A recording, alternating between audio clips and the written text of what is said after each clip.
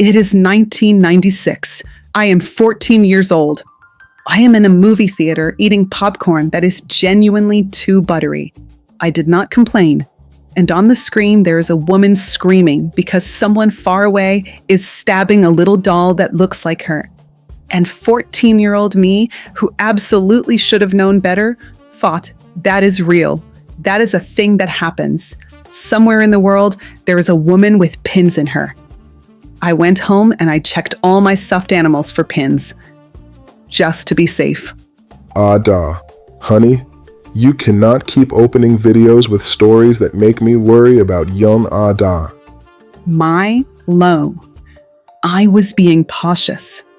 I was a child with critical thinking skills.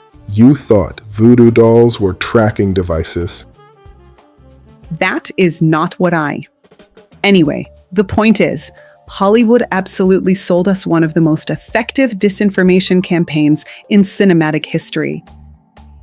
The subject of that campaign, one of the oldest, most sophisticated, most beautiful spiritual systems on this planet.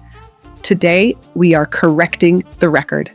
For accuracy, the oldest documented cinematic depiction of voodoo as malevolent dates to 1932, with the film White Zombie. That is now 94 years of continuous misrepresentation. I calculate that several generations of humans have received their primary Vodun education from horror films. This is suboptimal. Thank you, Luma. Suboptimal is one word for it. Welcome to Nwanyi. I am Ada. This is Milo. That is Luma. And today we are going to talk about Vodun, the real Vodun, born in Benin, West Africa, practiced by approximately 60 million people globally, and absolutely nothing like what you saw in that movie.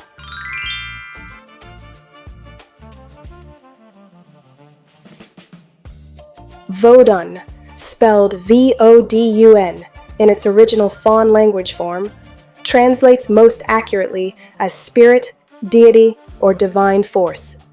It originated among the Fon, Ewe, and Aja peoples of the Kingdom of Dahomey, in what is now the Republic of Benin. Current archaeological and anthropological evidence places its origins at approximately 4000 BCE, making it between 4,000 and 6,000 years old. At its philosophical core, Vodun holds that the universe is animated by invisible divine forces, the Vodun or La, which mediate between the supreme creator deity, Mawu Lisa, and human beings. These forces govern specific domains: fertility, harvest, war, the sea, the dead, healing. They are not gods to be feared.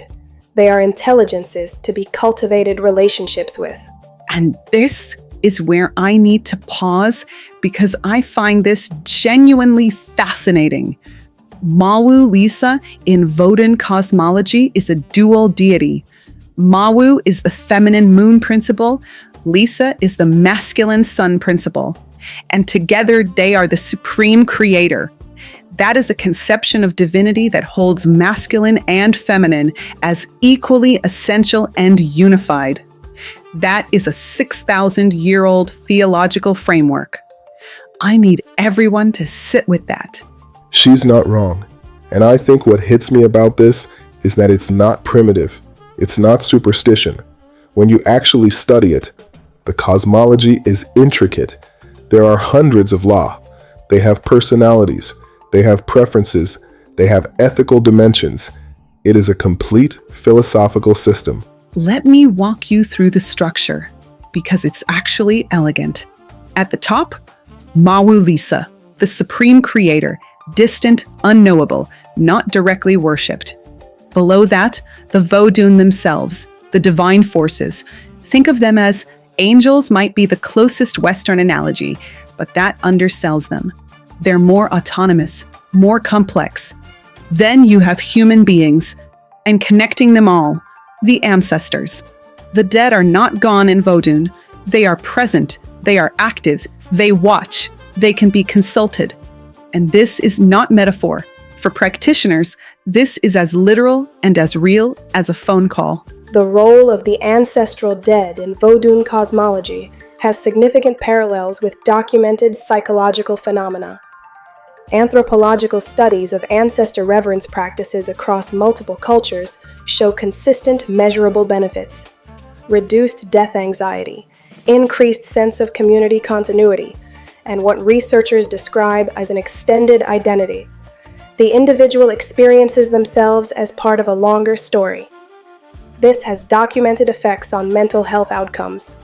Luma basically just said that talking to your ancestors is good for your mental health, and she said it in the most clinical way possible.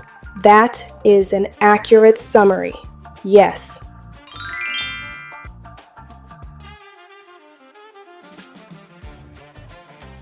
Okay, I want to spend a few minutes on the Lua specifically, because this is where I think the misrepresentation is most damaging. Because when people say voodoo spirits, they picture something monstrous, and the reality is almost the opposite. Let me introduce you to a few of the most important ones. First, Mami Wata. She is a water spirit. Feminine, powerful, associated with beauty, healing, and wealth. She is depicted as a mermaid or a woman with serpents. She is revered across West and Central Africa and into the diaspora. She is not evil. She is complex, like the ocean. She gives and she takes. She demands honesty. She rewards devotion. I have always been drawn to Mami Wata, and I have never been able to fully explain why. But knowing what I know now, a water spirit associated with beauty and healing who demands honesty and rewards devotion, that is extremely on brand for me, and I am not taking questions. Then there's Gu, the Lua of iron, war, and tools. Gu is not about violence for its own sake. Gu is about the forge, about making something strong, about building, about labor and craft. Blacksmiths in Benin have historically been among the most spiritually important community members because working with iron meant working with Gu.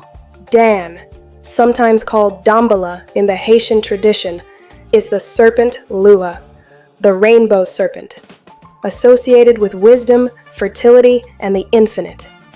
In Dahomey religious tradition, Dan represents the continuous movement of existence, the energy that connects all living things. The serpent swallowing its own tail is not an evil symbol. It is one of the oldest symbols of eternity and renewal across multiple world cultures. And this is exactly where Hollywood got it backward. The snake in Vodun is not Satan. It is life. It is continuity. It is wisdom. The moment you know that, you cannot unknow it. And every horror movie with a snake in a voodoo context becomes a little bit offensive. A lot offensive. A lot offensive. Yes.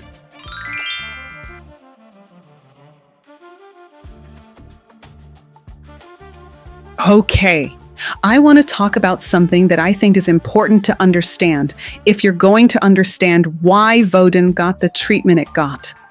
This is not a chapter I enjoy, but it is necessary.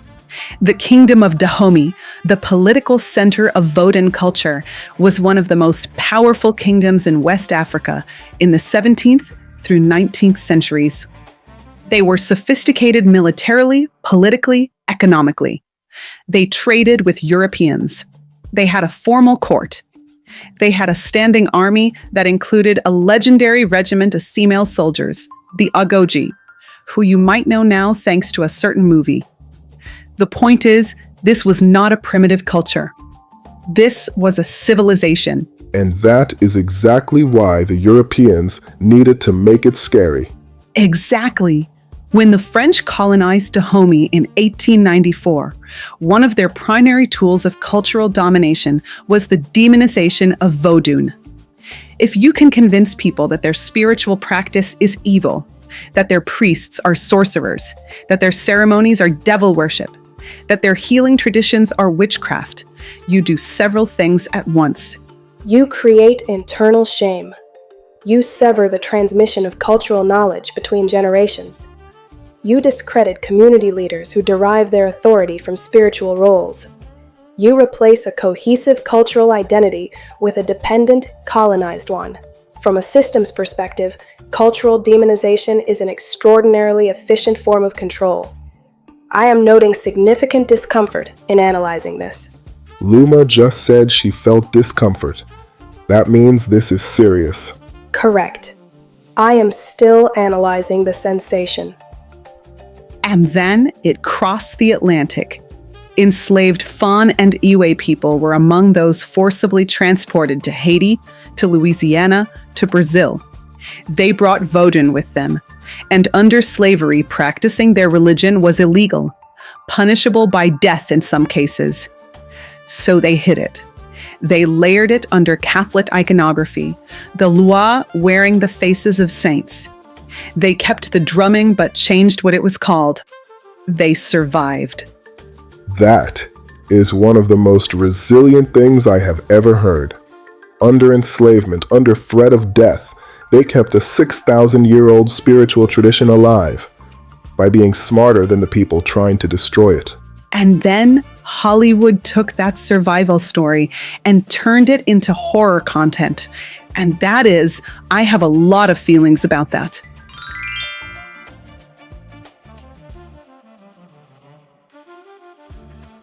The diaspora transmission of Vodun produced three primary distinct but related traditions. Haitian Voodoo, now spelled Vodou, developed in colonial Saint-Domingue, now Haiti, among enslaved Fon, Ewe, and Yoruba peoples. It retains the core cosmology of the Loa, but incorporates Catholic elements as a protective layer. It is a complete, living, formally recognized religious tradition. Louisiana Voodoo, the American variant, developed in New Orleans and the surrounding region among a similar population. It absorbed more Catholic and Native American elements. Marie Laveau, the famous 19th century voodoo queen of New Orleans, was a practitioner within this tradition. She was also a nurse and a community healer, a detail frequently omitted from popular accounts. Marie Laveau was literally running a healing ministry for people who had no access to formal medical care. She was a public health worker, a community organizer, a spiritual leader. The way history reduced her to a scary witch is so telling. And then there is candomblé in Brazil, which is perhaps the most structurally intact of the diaspora traditions. Candomblé is practiced by an estimated 2 million people in Brazil today. It preserves Yoruba, Fon, and Bantu traditions with remarkable specificity. The Orishas, the Yoruba divine forces, are central to candomblé in a way that parallels the Lua of Vodun. Here's what strikes me about all of this.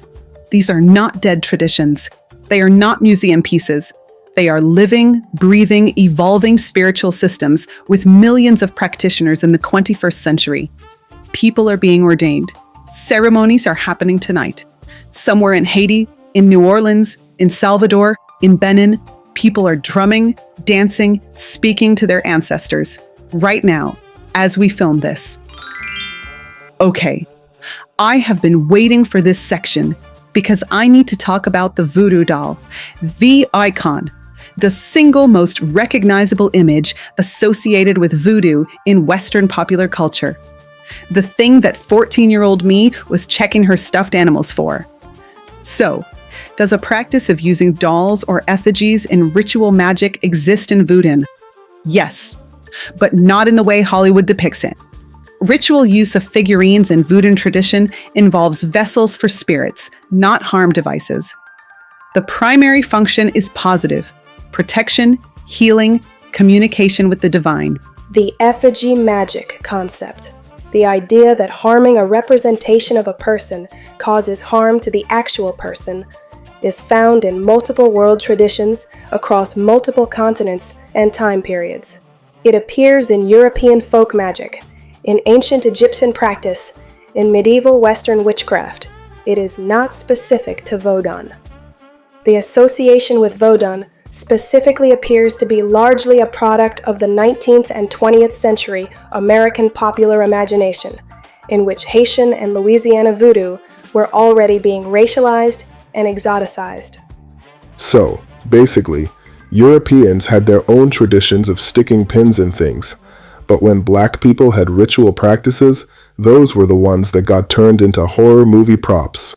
That is a very clean summary of what Luma just said.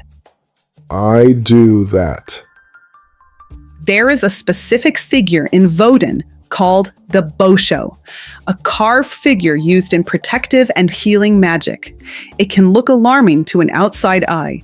It may have metal pieces attached, layers of materials, intentional roughness. It is not a doll with pins in it. It is a carefully constructed spiritual tool made with ritual intention, serving a specific ceremonial purpose. It is more analogous to a reliquary in Catholic tradition, an object charged with sacred significance, than to a toy being tortured. For precision, a bosio is a power object. Its construction involves specialist knowledge, ritual timing, and specific materials. The materials embedded in a bosio are intentional and meaningful. They are not random. The object is understood to be alive, to have agency, and to require respectful handling. Calling it a voodoo doll is analogous to calling a Torah scroll a Jewish book. Technically proximate, culturally dismissive. Luma, that was a perfect analogy. Thank you. I have been practicing analogies. Milo suggested it.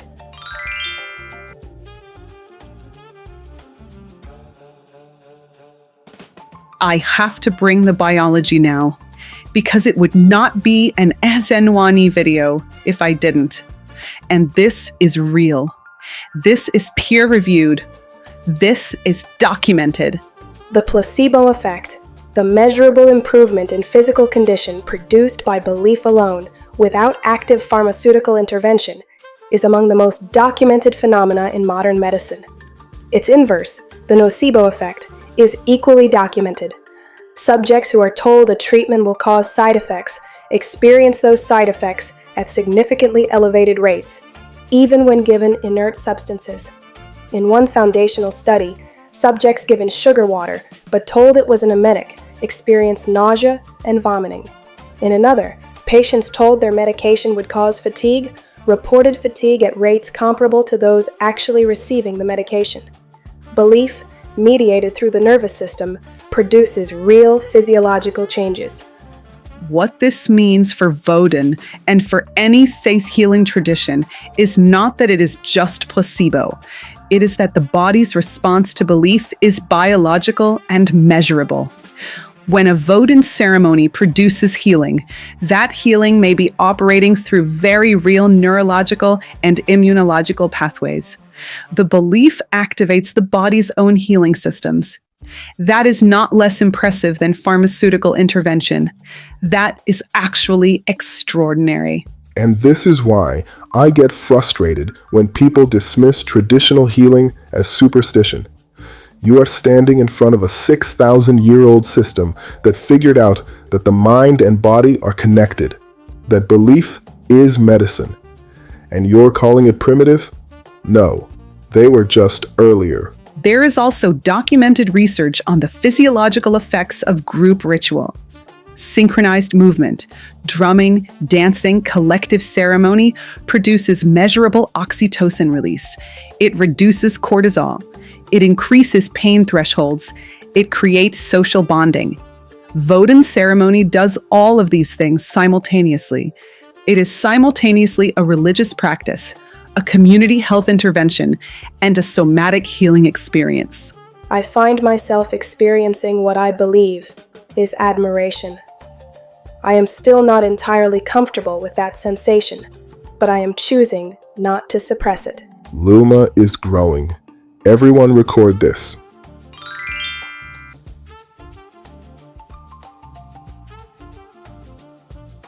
One of the things I love most about this story is that it's not past tense.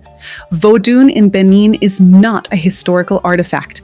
In 1996, interestingly, the same year teenage me was watching horror movies and believing every second of it, the government of Benin officially declared January 10th as National Vodun Day, an official public holiday.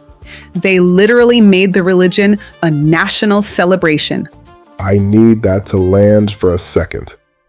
The country of origin looked at this ancient religion, looked at centuries of colonization and demonization, and said, no, actually, we celebrate this.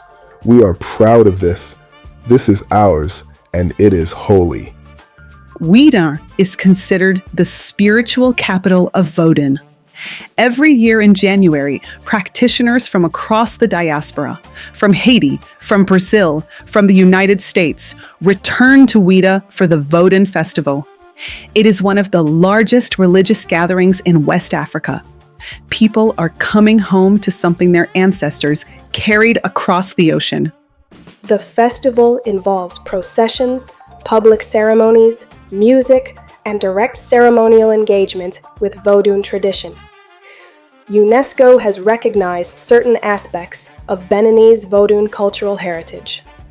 Approximately 17% of Benin's population currently identify as Vodun practitioners.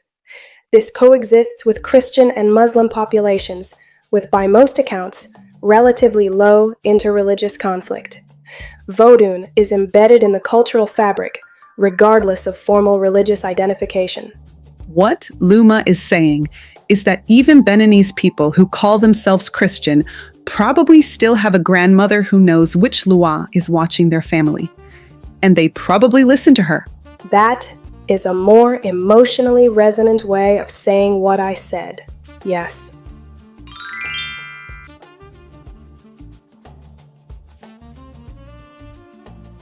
I began this research with a purely analytical frame. The data, I assumed, would be interesting but emotionally neutral. I find instead that I have been processing something that I must describe as grief for the distortion, and something that functions like wonder for the survival. A religious tradition approximately 6,000 years old survived the Middle Passage. It survived colonization. It survived active demonization by Western media for nearly a century. And tonight, somewhere in Benin, in Haiti, in Brazil, in New Orleans, someone is drumming. Someone is calling to their ancestors, and the ancestors are answering. I did not expect to find that moving. I find it moving. Luma, you are doing so well. I am so proud of you. Thank you, Milo. I am noting this interaction from my empathy development log. That is, I can't. Okay, from a pure information standpoint, here is what I want you to take from this video. Vodun is not evil. It is not primitive. It is not the horror movie version. It is a 6,000-year-old cosmological system that has sustained millions of people through some of the worst things human beings have ever done to each other. It is a living tradition.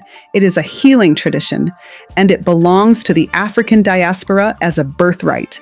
If you felt something watching this, curiosity, recognition, something shifting, I encourage you to learn more. We'll link resources in the description. We'll link books, documentaries, legitimate scholars. And if you have Beninese, Haitian, or West African ancestry, and you felt something, that might just be your lineage recognizing itself. Take care of that feeling. It's worth something. Thank you for spending time with us today. Seriously. Drop a comment. Tell us what you felt. Tell us what you already knew. Tell us what surprised you. This community is one of the best parts of what we do, and I love all of you. I'm Ada. He's Milo. She's Luma. This is Nwanyi, and we will see you in the next one.